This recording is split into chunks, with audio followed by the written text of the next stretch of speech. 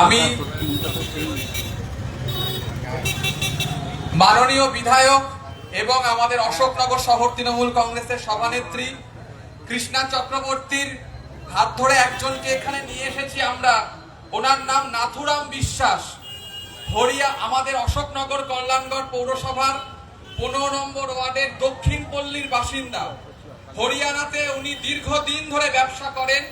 মাননীয় বিধায়ক নারায়ণ গোস্বামী এবং আমাদের অশোকনগরের সর্বস্তরের নেতৃত্ব আজকে এই উদ্বাস্তু নগরী অশোকনগর মানুষের সামনে নিয়ে এসেছে একজন মানুষকে।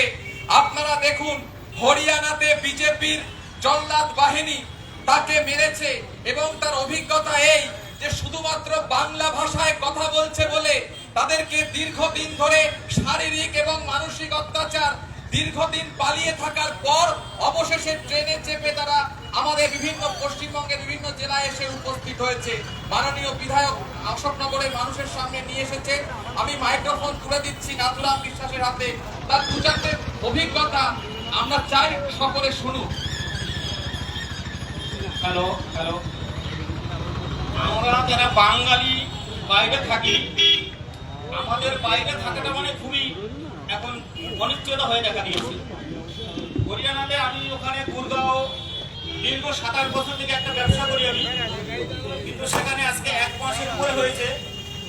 যত বাঙালি আছে সমস্ত বাঙালিকে রাত 11টা থেকে 12টা আর না হলে ভোর 3টে থেকে 4টের মধ্যে তুলে নিয়ে যাওয়া হচ্ছে এবং তাদেরকে এরকম পরিমাণে জিও যারা আছে তারা পিটাচ্ছে।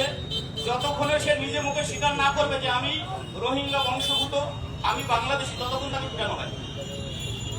তাকে নিজেকে বলতে হবে সে জিনিসটা যে তুমি বাংলাদেশি নিজে স্বীকার করবে, না হলে তোমাকে পিটানো হবে। এবং কিছু কিছু লোক আছে যাদের কাছে অনেক টাকা পয়সা আছে, তারা 2 লাখ 4 লাখ টাকা দিয়ে হারিয়ে এসছে সেখান থেকে। কিছু লোক আছে তারা তো সারা পাই না। এবার এই জিনিসটা যখন ওখানে শুরু হয়েছে, শুরু হওয়ার পরে কমসে কম 15-20 দিন পর্যন্ত ওখানে কোনো মিডিয়া হয়নি, কোন রকম কোনো মানুষের কাছে হাইলাইট হইতে দেয়নি। ওটা একদম চাপা রেখেছে যে মানুষ যাতে কোনো রকম না জানতে পারে। তারপরে একটু একটু করে আস্তে আস্তে করে আমি যেখানে থাকি আমার আশেপাশে প্রচুর লোক তুলে নিয়ে গেছে। সেখানে যখন এরা তুলেছে সেখানে হিন্দু মুসলিমের কোনো ব্যাপার নেই, এরা সমস্ত লোককে তুলে নিয়ে গেছে।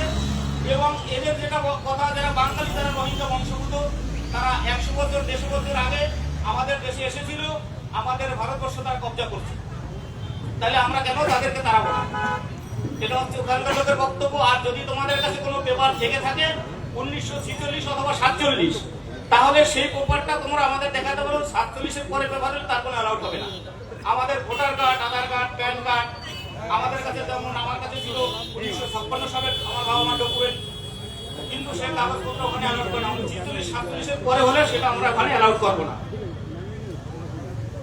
এবারে সেখানে আমি যখন আমি যে সেক্টরে কাজ করতাম সেখানে সব বড় বড় অফিসার তারা রিটায়ারমেন্ট, ওসি, এসপি, ডিসি, আন্দোলন সেন্টার, আমাদের ওখানে যে এমএলএ এমপি যে হয়েছে বিজেপির তরফ থেকে, তাহলে তারা তো আমাদের বাঙালির ভোটে হয়েছে। তাহলে তখন তারা বলে না কেন তোমরা রোহিঙ্গা বংশভূত, তোমরা বাঙালিরা সব পূর্ব বাংলার লোক? তাহলে তখনই তারা এটা বলতে পারতো। তাহলে তারা আমাদের ভোটে তারা কি করে দিতেছে? আমি ভোট না দিয়ে আমার বাঙালি করে হয় দিয়েছি ভোট। তারপরে আমি দেখলাম ওখানে যে পরিস্থিতি আস্তে আস্তে করে বাড়াচ্ছে, তারপরে আমি ওখান থেকে 5-7 কিলো পালিয়েছিলাম। তারপরে ওখান থেকে আমি চলে এসেছি।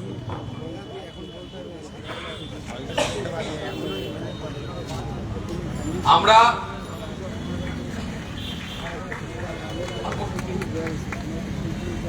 ওনাকে আশ্বস্ত করি, পশ্চিম বাংলায় মমতা বন্দ্যোপাধ্যায় যতদিন আছেন, তৃণমূল কংগ্রেস এই বাংলা বিরোধীদের বিরুদ্ধে অত্যাচার রুখবেই। আমরা আমাদের সভাকে এগিয়ে নিয়ে যাব।